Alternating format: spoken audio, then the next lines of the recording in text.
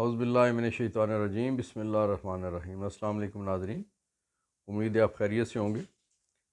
آج اپنی گفتگو کا آغاز ایک اچھی خبر سے کرتے ہیں۔ آپ کو پتہ ہے پاکستان میں گزشتہ بہت سارے عرصے سے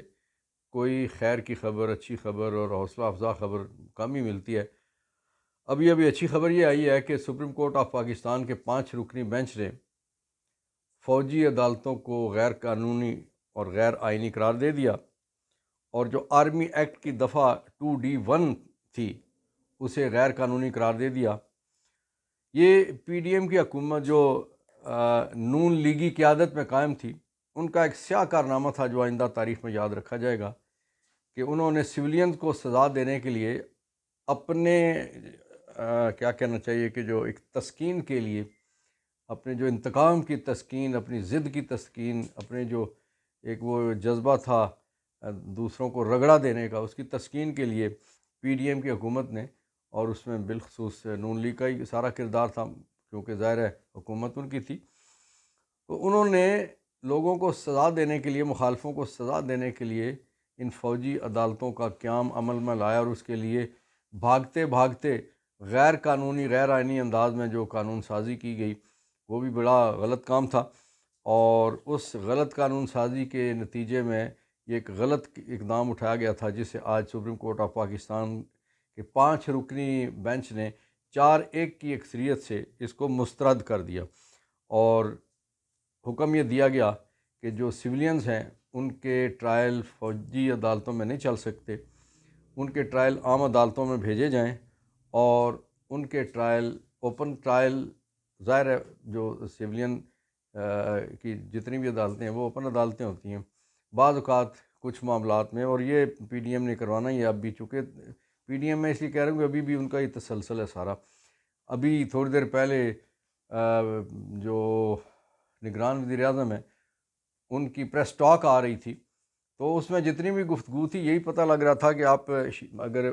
چہرہ ہٹا دیں، صرف ساؤنڈ ہو، تو نون لیگ کا کوئی عہدیدار بات کر رہا ہے اس انداز سے، وہ الیکشن کے حوالے سے آئیں بائیں شائیں کب ہوں گے کوئی پتہ نہیں ہے، ارشد شریف کے حوالے سے آئیں بائیں شائیں کچھ پتہ نہیں ہے، اور کہ عمران خان صاحب کے حوالے سے یا پی ٹی آئی کے حوالے سے جو سوال تھے وہ ان میں سخت موقف، اور نواز شریف کے حوالے سے جو بات تھی کہ جی وہ تو پاکستانی شہری ہیں پیدائشی، تو ان کو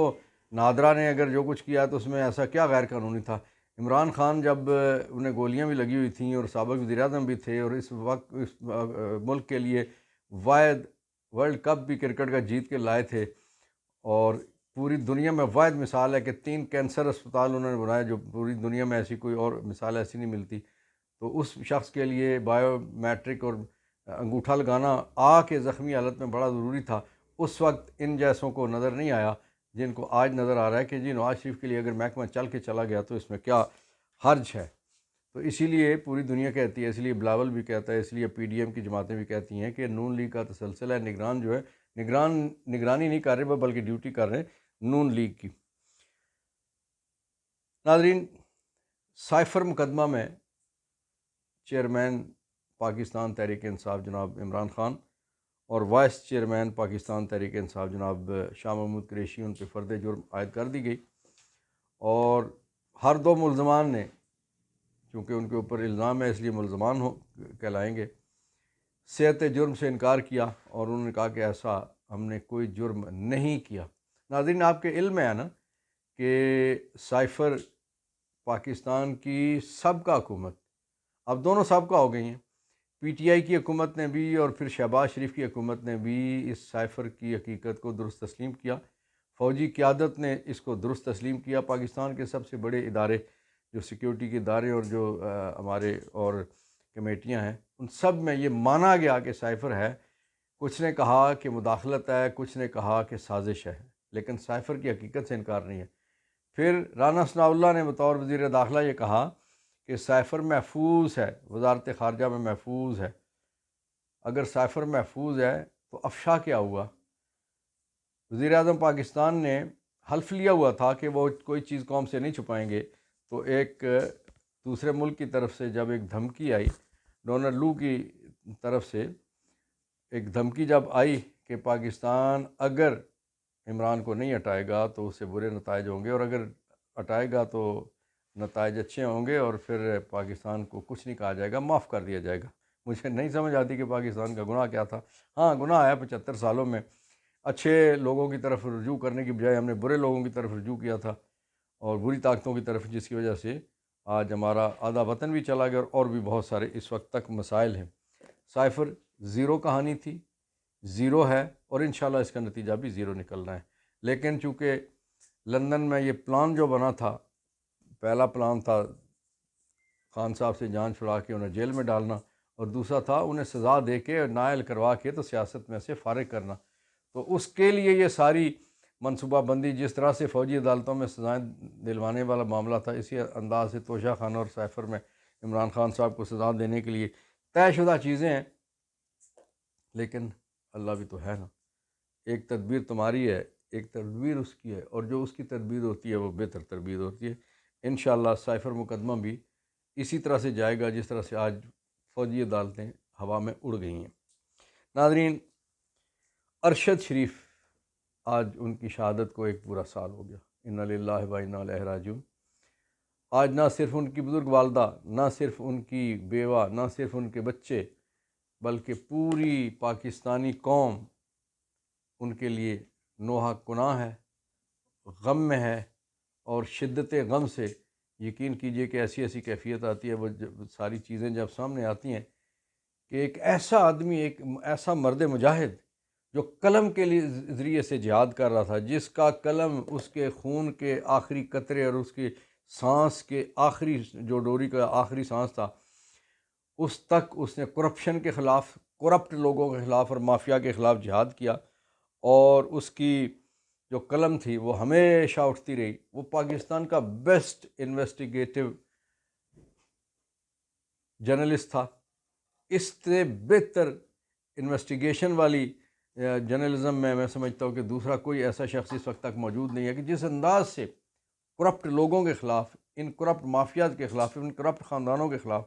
وہ وہاں سے تصدیق شدہ کاغذات لے کے ارشد شریف بیٹھتے تھے، اور پھر وہ گھنٹوں اس پہ وہ بولتے چلے جاتے تھے، اور لوگوں کے سامنے چیزیں رکھتے چلے جاتے تھے، اور ان میں کبھی ایسا کسی کی جرت نہیں ہوئی کہ اس کے کسی پروگرام کو، کسی پروگرام کے کسی حصے کو، کسی الزام کو، کسی الزام کے کسی حصے کو وہ چیلنج کرے۔ اگر وہ چیزیں غلط ہوتی تو ضرور چیلنج ہوتا، لیکن جب پی ڈی ایم کی حکومت آئی تو انہوں نے پھر ظلم یہ کیا کہ انہوں نے 16 سے زائد شاید مقدمات ارشد شریف کے خلاف بنائے۔ ارشد شریف نے صدر پاکستان کو خط لکھا، چیف جسٹس آف پاکستان کو خط لکھا، اسلام آباد کے چیف جسٹس کو خط لکھا، قوم کے نام خط لکھا، میڈیا کو بتایا، اپنی کمیونٹی کو بتایا، لیکن حالات ایسے پیدا کر دیے گئے، پاکستان سے نکل گیا، دبئی پہنچا، دبئی سے نکال دیا گیا، دبئی کون پیچھے گیا تھا، نکال دیا گیا، کینیا پہنچ کے وہاں قتل ہو گیا۔ انا للہ و انا الیہ راجعون۔ یہ ذمہ داری ہے حکومت کی، چاہے حکومت پچھلی تھی یا موجودہ۔ نگرانوں کو نواز شریف کی سہولت کاری نظر آتی ہے، انہیں اس کے لیے سارے کے سارے محکمے پیچھے لگا دیے گئے جلسے کے، اور جلسہ کامیاب کرانا بڑا ضروری ہوا۔ لیکن آج جب صحافیوں نے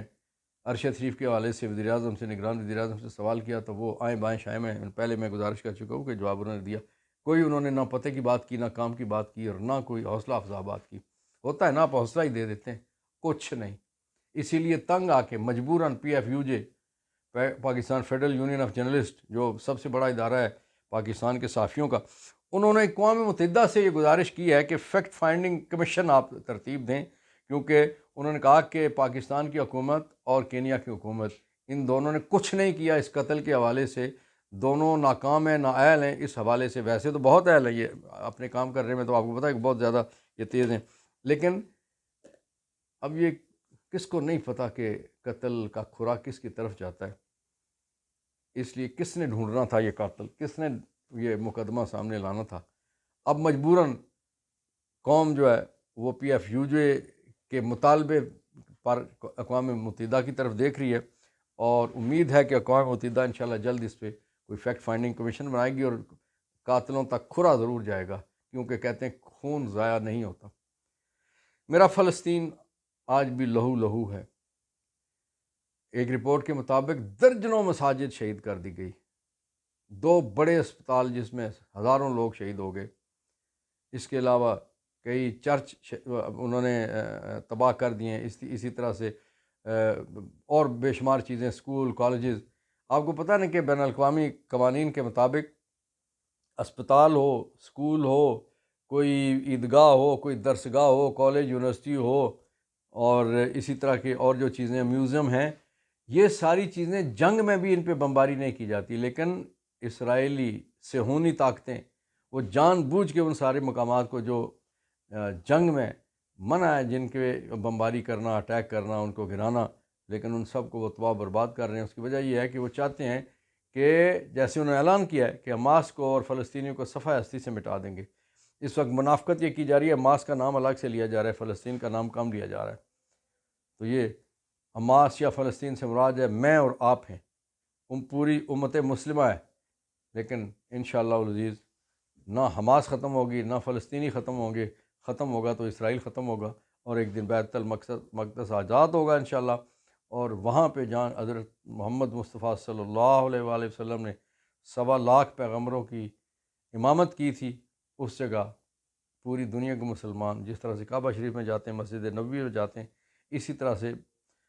قبلہ اول میں جا کے انشاءاللہ نماز ادا کیا کریں گے انشاءاللہ العزیز۔ پاکستان زندہ باد، فلسطین پائندہ باد۔